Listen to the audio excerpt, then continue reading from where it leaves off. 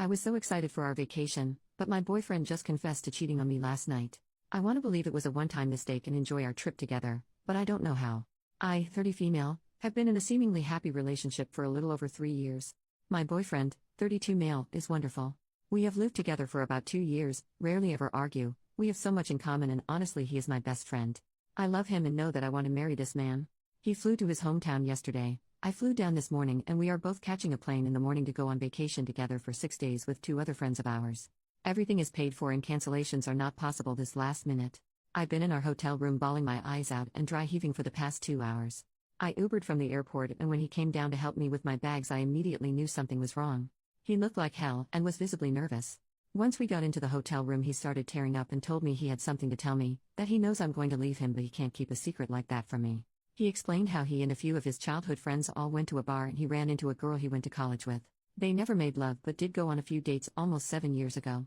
She invited him and a group of other people back to her house where they all proceeded to get drunk and do booger sugar all night. I know about the occasional use of this, and just catch up. Basically he and the college friend ended up making love and then she drove him to our hotel early this morning. He hasn't talked to her since and swears that it means absolutely nothing. He said she's not even attractive and that he was just messed up. He says it was a big mistake and is begging for my forgiveness. A huge part of me wants to ask for every last detail but I'm scared to know that there is potentially more to the story. I don't know. I want to forgive him and enjoy our time away but I truly don't know how. Are there such occasions where you really can't help yourself and it really was a spur-of-the-moment mistake? Or is there something hidden beneath the surface and my happy relationship has been anything but this whole time?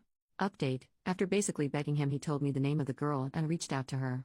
I called her and put her on speaker so we all 3 could talk. Unfortunately, I'm learning the situation was much worse than the story originally told and I will be on a flight home in a few hours.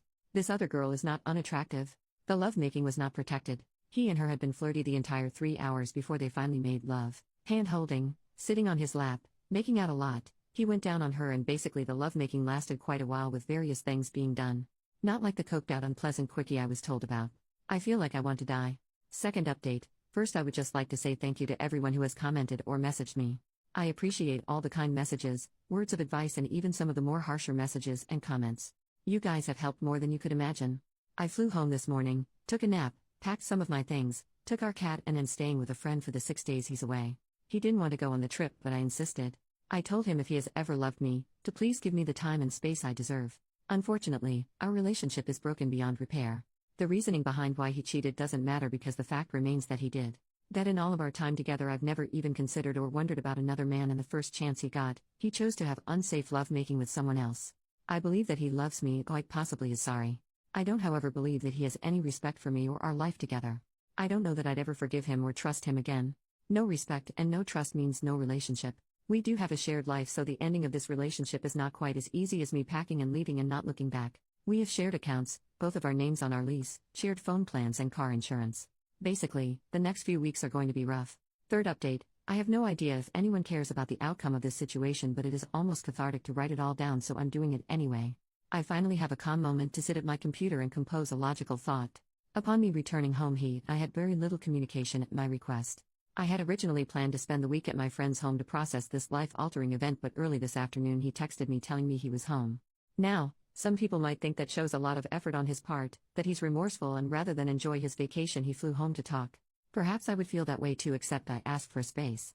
I told him that if he had ever loved me he would give me time alone. He couldn't even give me that. I agreed to meet with him at our apartment to talk. I only wanted to talk about and sort out all the details. Our finances, home, etc.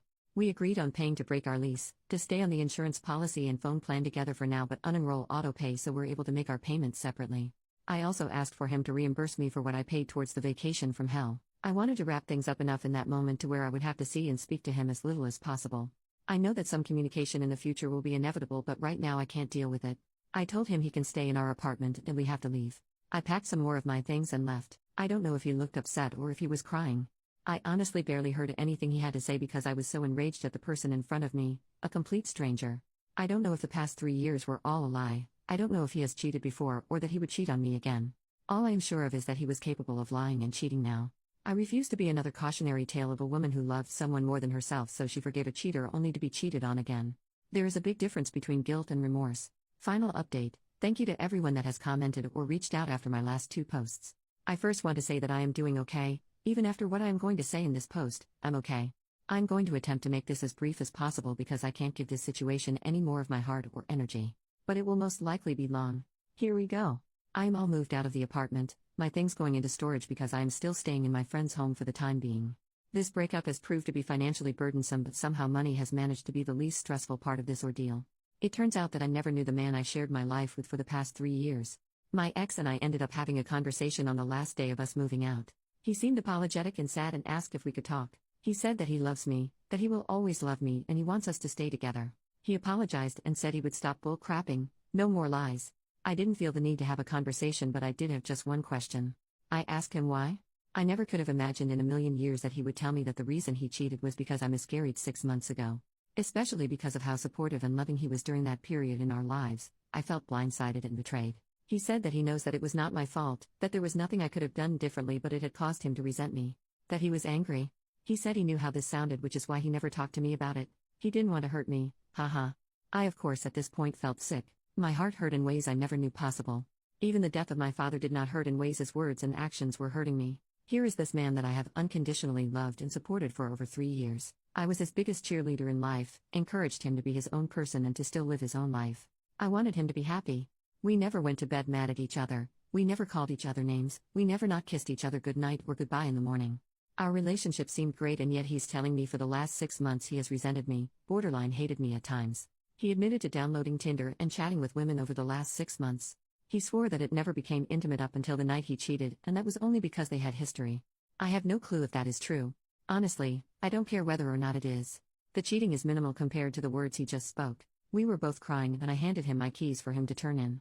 I gave him a hug and told him that he needs therapy and that I never want to speak to or see him again. I have a therapy appointment next week and will start to work on healing. I'm looking at potentially getting a loan so I can get out of it anything left that we have shared. I also want to look into moving to a different city, but that is still up in the air. I have changed my phone number and blocked him everywhere. There was never a chance of him and I getting back together, and this just solidifies my decision. This will most likely be my last post on the subject, but I once again thank each and every one of you.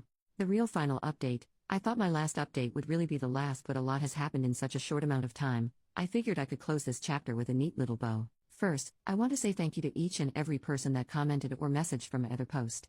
The outpouring of love is more than I could ever have imagined receiving from strangers. I see so many posts on here with much worse stories, and I don't know what I did to deserve the love and support, but I am eternally grateful. Second and finally, me and my ex have not talked.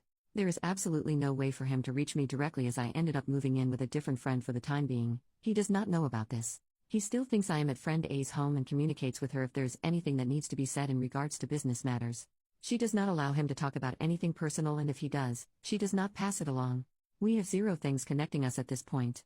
In my last post I talked about possibly moving cities, and well, that happened. I was offered a job I had been trying to get for quite some time, and the position finally opened up. I have been working from home for about a week, will work from home for another week, and then I move. Rhonda, Kitty, is probably not going to be too thrilled, but we have a vet appointment for some kitty meds to hopefully ease the transition. She's top priority, always. I love my new job, I love my friends, and I love where my life is headed. I wish nothing bad for my ex and have no ill will towards him, and truly hope he can find peace in his life. Often what we lose is nothing compared to what we gain. It's just getting past our human ego and being able to see it. Thank you again from the bottom of my heart for coming along on this journey with me. I wish you all happiness and love in your lives.